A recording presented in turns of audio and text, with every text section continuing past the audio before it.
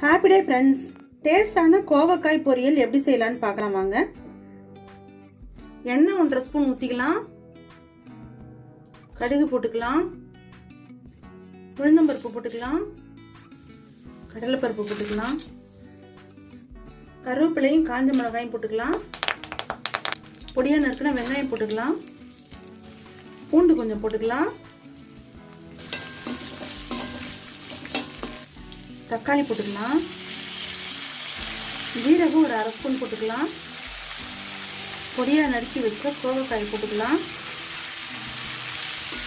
நல்லா ஒரு தடவை வதக்கி விட்டுக்கலாம். மஞ்சள் போட்டுக்கலாம். சாம்பார் தூள் போட்டுக்கலாம். கரம் மசாலா தூள் ஒரு 1/2 ஸ்பூன் போட்டுக்கலாம். நல்லா வதக்கி விட்டுடலாம். பொடியோட பச்சை வாசனை போகிற அளவுக்கு வதக்கிக்கலாம்.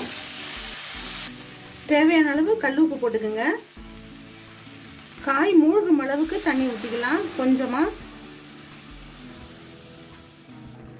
அப்படியே மூடி வச்சிட்டிங்கன்னா 5 நிமிஷத்தில் சூப்பராக வெந்துடும்.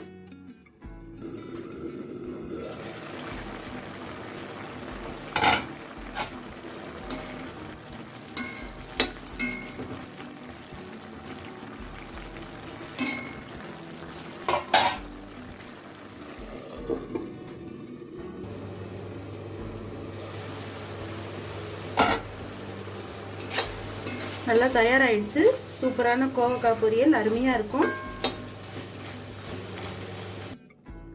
சூப்பரான சுவையான கோவக்காய் பொரியல் தயாராகிடுச்சு. தேங்க்யூ.